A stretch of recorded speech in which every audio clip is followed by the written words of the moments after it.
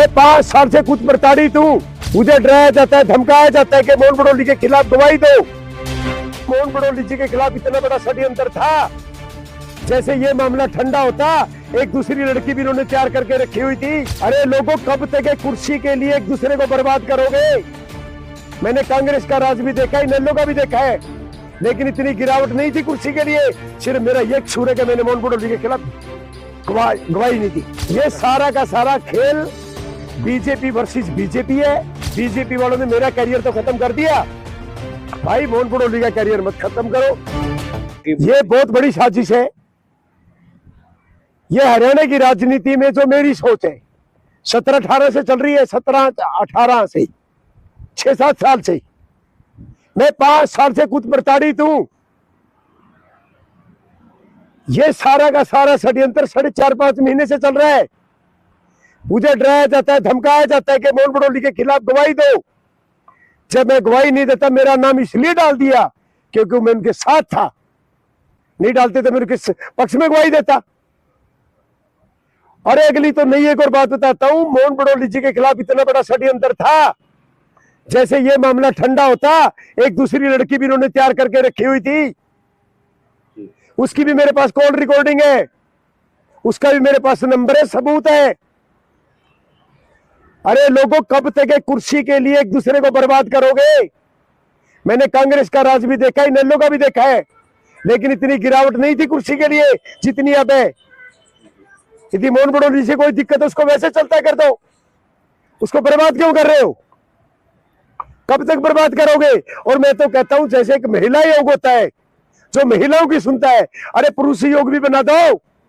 हमारी भी कोई सुन लो। 5 साल से तो कई बार मेरे पे आरोप लग चुके हैं।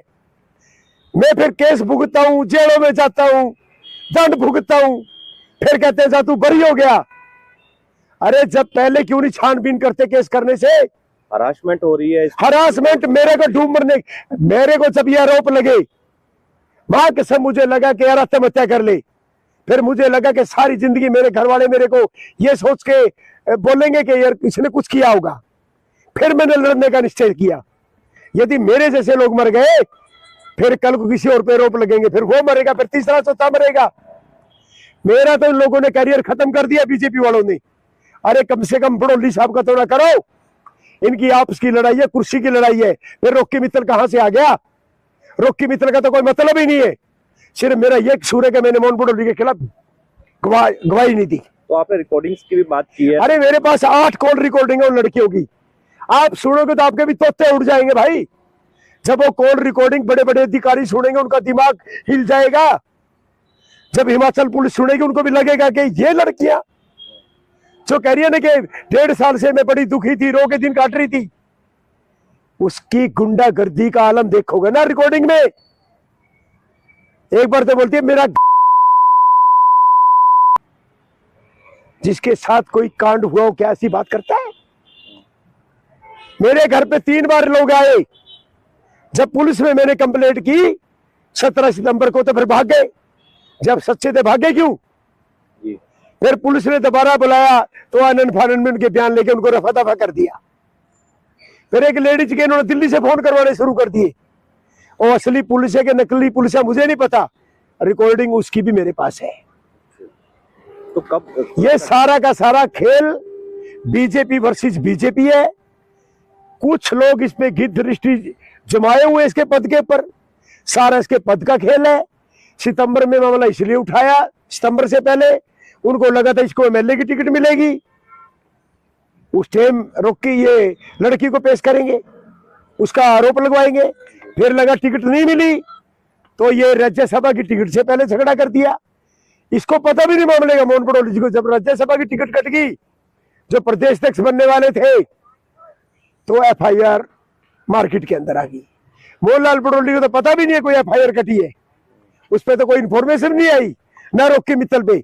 पब्लिक के अंदर एफआईआर आ गई। कमाल की बात है। तो हिमाचल पुलिस ने जांच के लिए बुलाया था, कोई बातचीत हुई? नहीं, अभी तक ना मेरे को बुलाया ना भड़ोली जी को बुलाया। वो जांच कर रहे हैं, अच्छे से कर रहे हैं।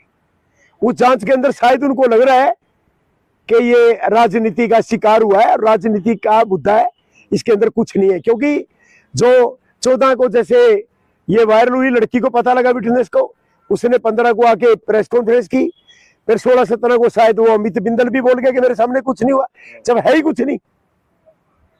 और जो ये आंसू, घड़ियाली आंसू है ना, आंसुओं से किसी की जिंदगी तबाह नहीं कर सकते भाई। किसी के आंसू टपकाने से दो जिंदगियां नहीं बर्बाद हो रही, उनके पूरे परिवार बर्बाद हो रहे हैं। बीजेपी वालों ने मेरा करियर तो खत्म कर दिया भाई, मोहन पटोली का करियर मत खत्म करो, मेरी हाथ जोड़ के निवेदन है। और तुम्हारी लड़ाई तुम लड़ो, मुझे मत मोरा बनाओ। मैं कौन खाम खा, मेरा तो कोई मतलब ही नहीं है।